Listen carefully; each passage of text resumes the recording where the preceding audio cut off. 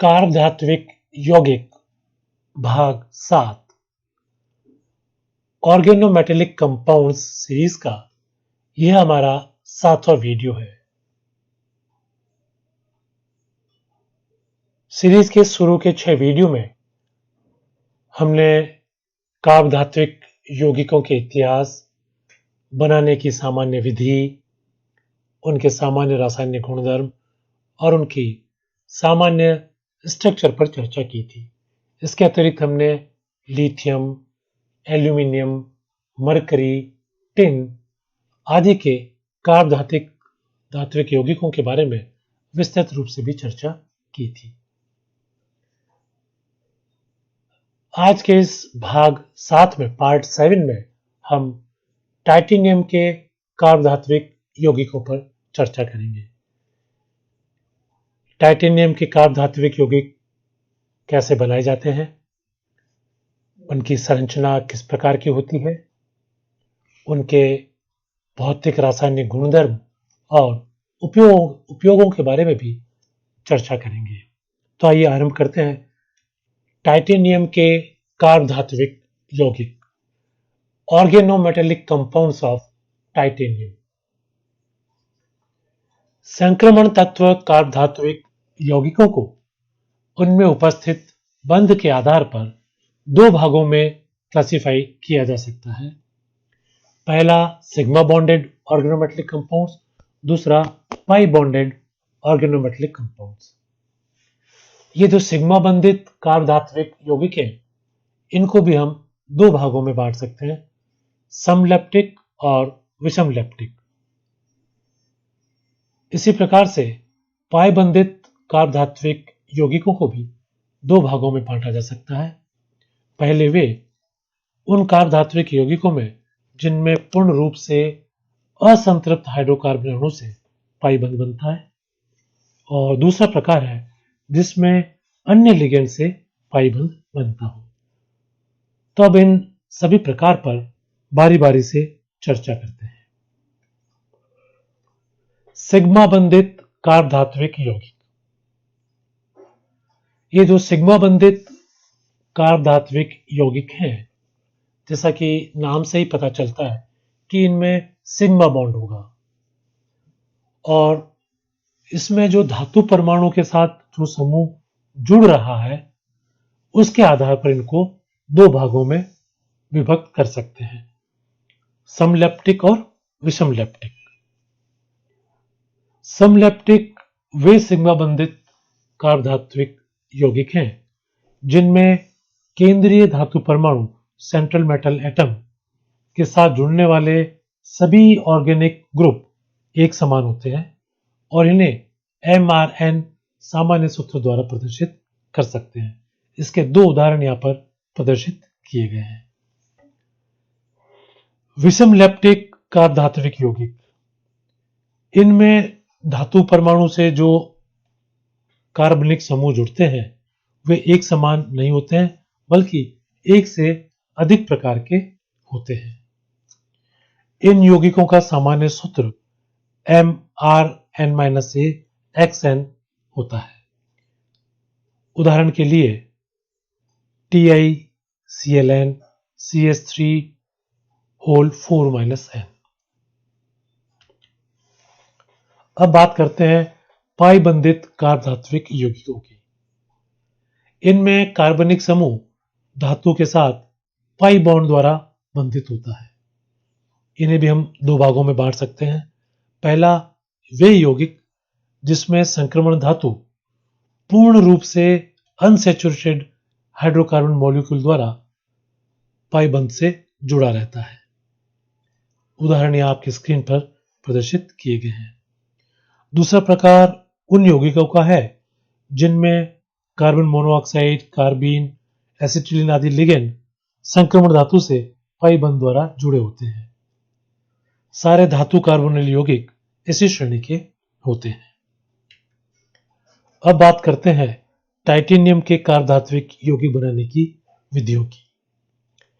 Halide कार्बोनायन विनिमय अभिक्रिया द्वारा जब टाइटेनियम हैलाइड को एल्कलीकृत या एरिलीकृत अभिकर्मकों से अंतर क्रिया करवाते हैं तो कार्ब टाइटेनियम यौगिक प्राप्त होते हैं।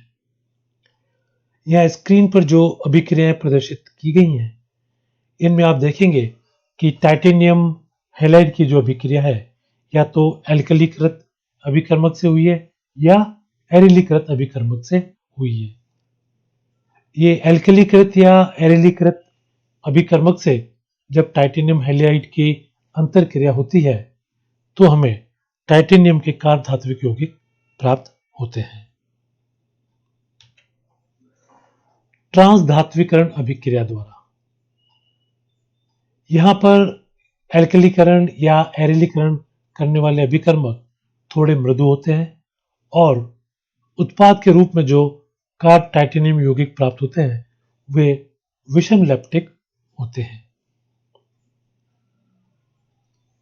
अगर आधिक्य में NaCl मिलाया जाए तो ये अभिक्रियाएं अग्रदिशा की ओर होने लगती हैं और सोडियम के साथ में जो इनका यौगिक बनता है वह अविलय होता है। अभिक्रिया यहां स्क्रीन पर नीचे की तरफ प्रदर्शित की गई है। फास्फोरस एलिड लिगेंड से धातु हैलाइड की जब क्रिया कराई जाती है तो किलेट वलय युक्त कार्ब टाइटेनियम यौगिक प्राप्त होते हैं। टाइटेनियम हैलाइड की एलिल ग्रिग्नार्ड अभिकर्मक से क्रिया करने पर समलैप्टिक तथा विषमलैप्टिक टाइटेनियम के कार्ब धात्विक यौगिक प्राप्त होते हैं। ये जो अभिक्रिया यहां प्रदर्शित की गई है उसमें X कोई ऋणायन युक्त लिगेंड है। टाइटेनियम साइक्लोपेंटाडाइनाइड आयन के साथ अभिक्रिया करने पर सैंडविच कार्ब टाइटेनिक यौगिक बनते हैं और जो उत्पाद हमें प्राप्त होता है उसका गलनांक 230 डिग्री सेल्सियस होता है और ये चमकीले लाल रंग के क्रिस्टलीय यौगिक होते हैं। इसका स्वभाव प्रतिचुंबकीय होता है और इस कारण यह जल में अल्प विलय होता है और बहुलीकरण अभिक्रिया पॉलीमराइजेशन रिएक्शन में कैटलिस्ट की तरह उपयोग में लाया जाता है। टाइटेनियम टेट्रा एल्कोक्साइड द्वारा भी सिग्मा कार्ब टाइटेनियम यौगिक बनाए जा सकते हैं। अभिक्रिया यहां स्क्रीन पर प्रदर्शित की गई है। अब चर्चा करते हैं टाइटेनियम के कार्ब धात्विक यौगिकों के गुणधर्म की। संक्रमण तत्व सिग्मा बंधित कार्ब धात्विक यौगिकों में उप सहसंयोजन असंतृप्तता के कारण ये अस्थायी होकर अपघटित हो सकते हैं। तो जो भी सिग्मा बंधित कार्ब धात्विक यौगिक हैं टाइटेनियम के, उनमें उप सहसंयोजन के कारण एक अनसैचुरेशन होता है और इस अनसैचुरेशन की वजह से ये अनस्टेबल होते हैं और डिकम्पोज हो सकते हैं और इसी अनसैचुरेशन असंतृप्तता के कारण ये कई डोनर लिगेंड के साथ लुईस एसिड की तरह भी व्यवहार करते हैं। समलैप्टिक सिग्मा बंधित टेट्रामिथाइल टाइटेनियम का स्थायित्व बहुत कम होता है और वह -50 डिग्री सेल्सियस पर अपघटित हो जाता है। यह नमी के प्रति काफी संवेदनशील होते हैं। ट्राइक्लोराइड मिथाइल टाइटेनियम यौगिक 25 डिग्री सेल्सियस तक स्थायी रहता है। इलेक्ट्रॉन विड्रॉइंग ग्रुप्स जैसे CF3, C6H5 आदि, इनमें अगर इंजेक्शन किया जाए तो इसको काफी स्थायी बना सकते हैं। बाइपिरिडियल समूह के इंजेक्शन से जो यौगिक प्राप्त होता है वह 30 डिग्री सेल्सियस तक स्थायी रह पाता है। प्रोटिक पदार्थ और ऑक्सीकारक पदार्थों में ये ऑक्सीजन के प्रति भी अत्यधिक संवेदनशील होते हैं। टाइटेनियम एल्किल यौगिक शीघ्र अपघटित होकर TiH तथा एल्कीन देते हैं।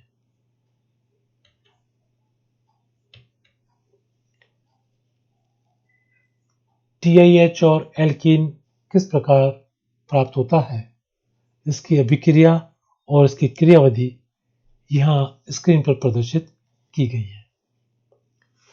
अब इनकी कुछ रासायनिक अभिक्रियाओं पर चर्चा करते हैं। धातु कार्बन बंध विदलन अभिक्रियाएं।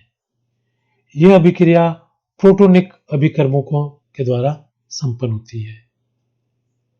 स्क्रीन पर नीचे की तरफ धातु कार्बन बंध विदलन अभिक्रियाएं प्रदर्शित की गई हैं।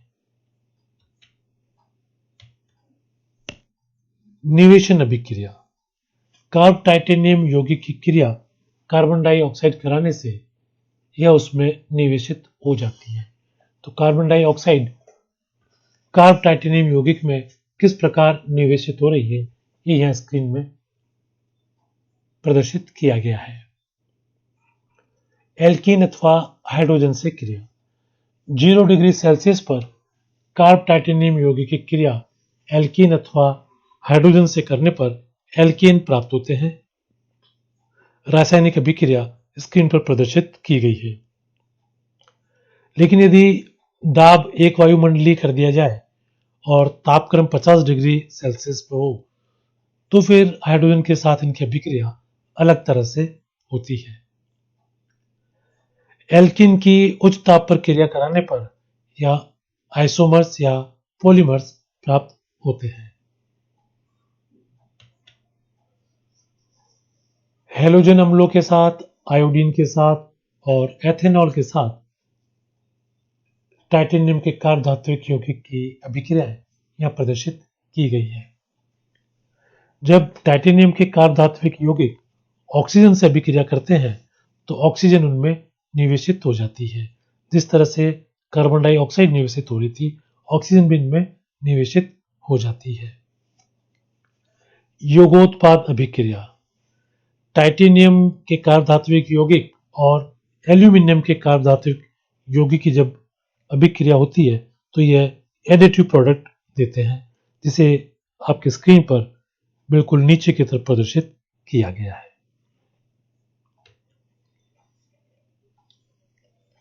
टेट्राक्लोरो टाइटेनियम से अभिक्रिया स्क्रीन पर ऊपर की तरफ प्रदर्शित की गई है। H3O+ आयन की उपस्थिति में जब कार्ब टाइटेनियम यौगिक की CO2 से अभिक्रिया होती है तो CO2 उसमें निवेशित हो जाती है और उत्पाद के रूप में कार्बोक्सिलिक अम्ल प्राप्त होता है।